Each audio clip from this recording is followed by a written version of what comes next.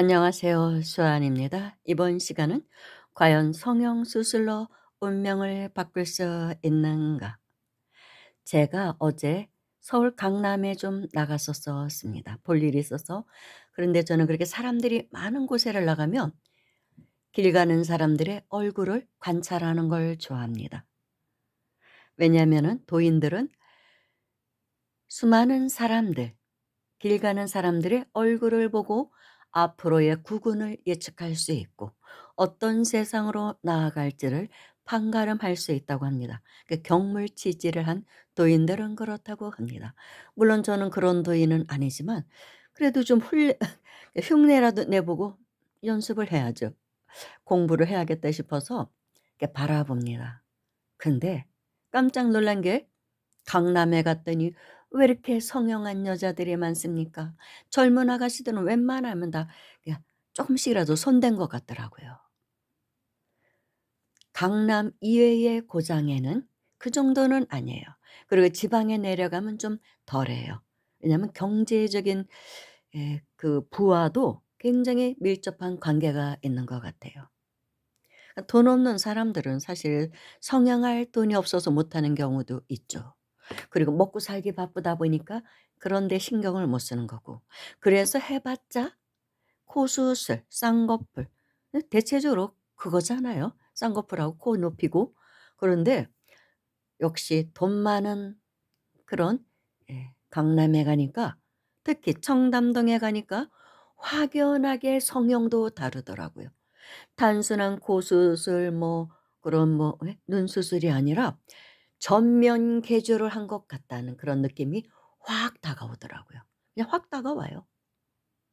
느낌이 완전히 달라요. 어떻게 보면 쪼끔 '우주인으로 진화돼 가고 있는 게 아닌가.'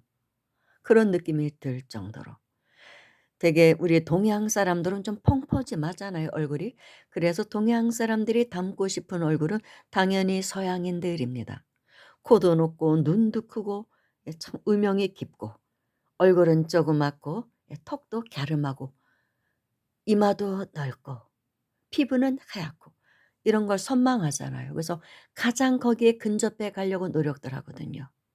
그래도 옛날에는 뼈 깎는 거는 예 감히 정말 도전을 못 했던 것인데 지금은 광대뼈도 깎고 턱뼈도 깎고 장난이 아니더라고요. 입체감을 높이기 위해서 뭐 턱에다가도 뭐를 쪼끔 넣고 그래서 볼록하게 하고 눈 밑에다가도 볼록하게 해서 귀엽게 보이고 애교살이라 그래서 뭐 그런 거 넣는다고 하죠. 뭐 이렇게 당기고 꼬매고 뭐 장난이 아니라고 합니다. 뺏겨내고 이마도 넓어 보이게 하고. 그런데 그게 정도가 지나치다 보니까 완전히 이 지구인이 아니라 '아우 저 아가씨는 저 우주에서 왔나? 저기 다른 행성에서 왔나?' 그런 느낌이 드는 그런 얼굴들. 상당히 솔직히 우리가 볼 때는 너무나 불편한 그런 얼굴들을 하고 있는 사람들이 심심치 않게 제 눈에는 보였습니다. 물론 성형을 하고 싶어 한다는 걸 누가 뭐라고 할 수는 없죠. 그런데 역시 그것도 '성형도 부와 비례를 하는구나.' 그런 생각이 들었어요. 돈이 많으니까. 아주 미세한 부분도 건드리는 것입니다. 그래서 또 특이한 것이 뭐냐면 옛날에는 쌍꺼풀 수술해서 무조건 눈을 크게만 하는 게 유행이었다고 합니다. 동그랗고 큰 눈. 그게 꿈이잖아요. 근데 지금은 너도 나도 성형을 해 갖고 눈을 다 동그랗게 하니까 이 눈 큰 여자가 또 별 인기가 없는 거예요. 너도 나도 다 크니까. 그래서 이제는 그 큰 눈을 쌍꺼풀 수술했던 것을 살짝 아래 위를 찝어 가지고 약간 눈이 살짝 감긴 듯한 개슴츠레한 눈. 좋게 말하면 어떻게 보면 아주 몽환적인 눈. 불교로 보면 뭐 삼매에 든 것 같은 그런 아리송한 눈매. 이게 유행이래요. 저도 뭐 성형에 대해서는 아는 게 없는 사람인데 저는 성형을 한 해본 적도 없는 사람이고 그런데 제가 즐겨 듣는 방송에 어느 유튜버가 그 성형 전문가였던 적이 있대요. 그래서 얘기를 하면 너무 재밌어요. 가끔 가다가 성형에 대해서 얘기를 해 주면. 너무 재밌습니다. 그래서 제가 좀 들어서 아는 거예요. 눈을 그렇게 개슴츠레하게 한다는 거. 요즘 정말 그렇대요. 그래서 어떤 유명인을 이렇게 사진을 걸고 얘기를 하는데 정말 그렇더라고요. 저분이 진짜 옛날에는 사진 뭐 눈이 동그랗고 크기만 했는데 지금은 개심칠해한 약간 철린 듯한, 그래서 좀 몽환적인 분위기 꿈꾸는 듯한 그런 눈매. 조는 게 아니었더라고요. 그런 눈매로 성형을 한 거예요. 왜 갑자기 저 사람 게 조는 느낌이 들지 그랬는데 그게 아니라 그런 눈. 그래서 약간 좀 속된 말로 세속말로 섹시한 느낌이 들게 그렇게 성형한다는 것입니다. 그리고 인중도 조금 파서 깊어 보이게 해서 그래야 좀 명이 길고 재물이 모인다고 하잖아요. 완전히 이 성형을 관상학적으로, 예, 그쪽에 접근하게끔 좋은 길상이 되게끔 바꿔간다는 것입니다. 그 귓볼도 막 수술하고 그랬잖아요. 와, 정말 장난이 아니구나. 그런데 성형이란 얼굴만 뜯어 고친다고 되는 건 아니거든요. 관상이란 체상이 있어 가지고 몸매, 몸체에서 오는 그러니까 그런 운명의 흐름도 분명히 있거든요. 넓은 의미에서 관상은 전체를 다 말하는 것이거든요. 얼굴만 말하는 건 아닙니다. 걸음걸이, 앉았다 일어날 때의 그 모습, 또 음성까지도 다 관상의 넓은 의미는, 넓은 의미에서는 다 들어간다고 하거든요. 근데 인제 계속 인제 얼굴만, 그럼 뭐 몸은 뭐 헬스해 갖고 또 이렇게 또 조절을 하고 핏을 뭐 좀 뭐 예쁘게 한다나 어쩌다나 뭐 이렇게 한다고 하잖아요.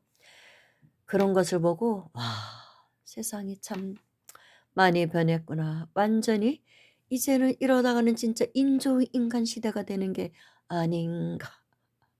정말 그런 생각이 들었어요. 그래서 인제 성형도 그 서양인들을 따라가는 게 실증이 나서 '우주인으로 진화해 가는가 보다.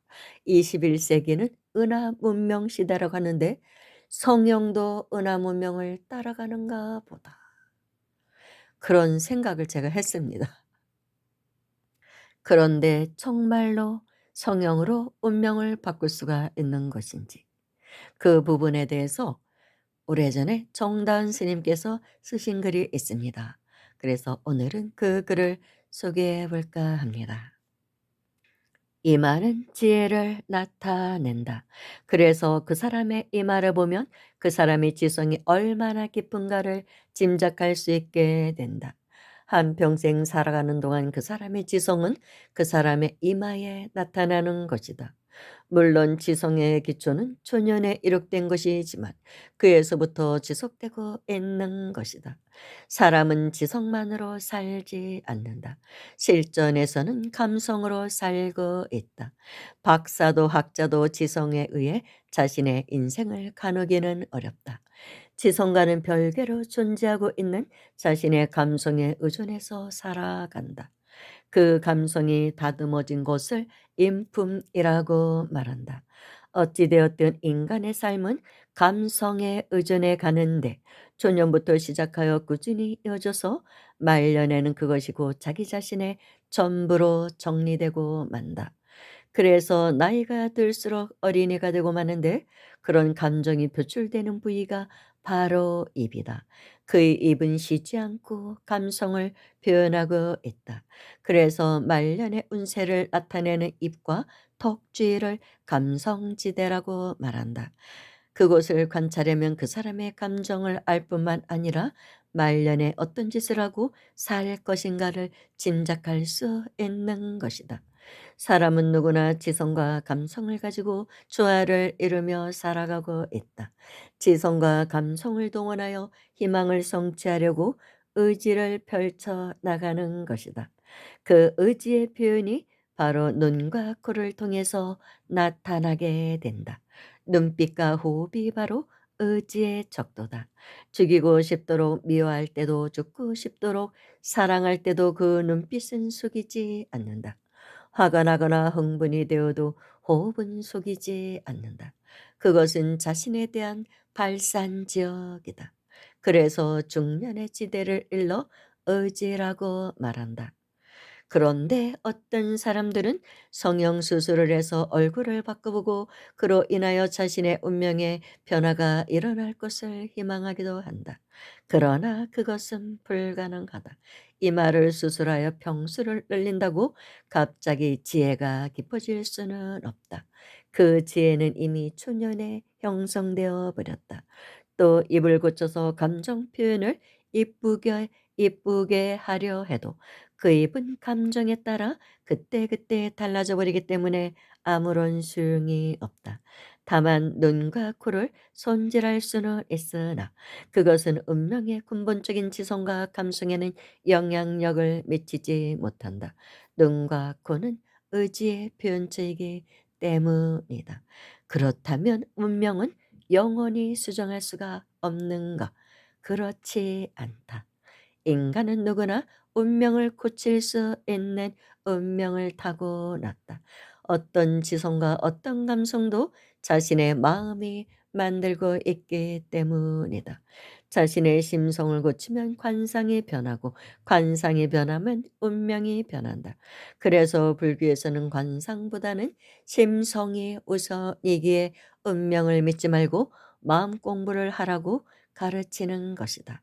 그러나 관상도 무시하고 운명도 무시하라는 말은 절대로 아니다. 그 심상이 무엇을 통해 나타나는가?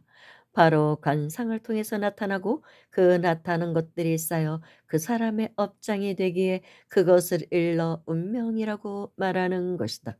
고로 운명과 업보와 관상과 심상은 하나다. 다만 근본이 해결되면 윤회로 빚어지는 운명으로부터 자유를 얻을 수 있다는 점이다. 때문에 모든 관찰 방법 중에서 가장 심오한 것은 심상법이다. 마음의 근본이 무엇인가를 모르고 인생을 말하며 인생의 원리를 모르고 운명을 말하는 것은 위험한 일이다. 그러나 인생을 알고 그 심상을 알며 심지어는 우주 생명의 근원을 알고 인생을 논하고 운명을 말하는 것은 중생을 위해 좋은 방편임을 잊어서는 안 된다.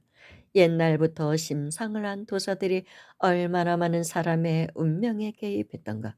그리하여 어차피 태어난 인생에게 활력소가 되어주고 이정표가 되어 주었던가. 이렇게 말씀하고 계십니다. 그런데 전혀 성형이 운명에 영향이 없다고는 생각하지는 않습니다.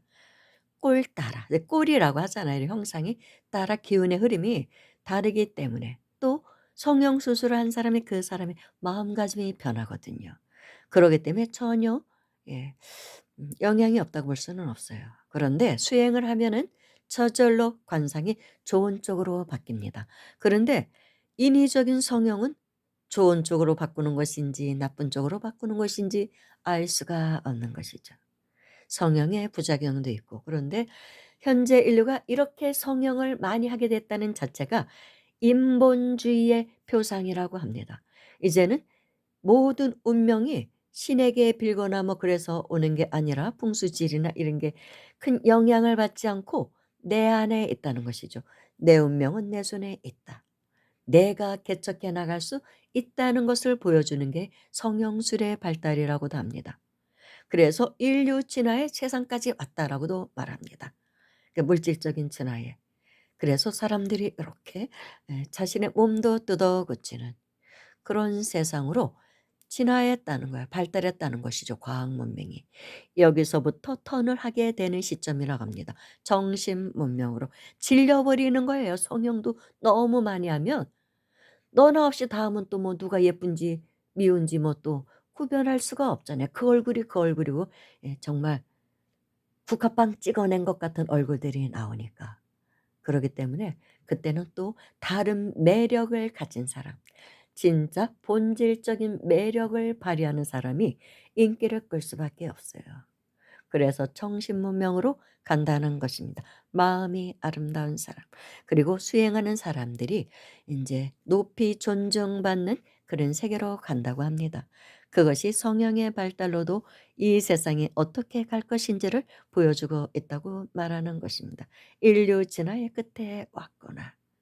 내 운명을 내 손으로 뜯어 고치는 그런 세상이 되었구나라는 것을 보여주는 게 성형수술의 발달이라고 합니다. 여기까지 하겠습니다. 감사합니다.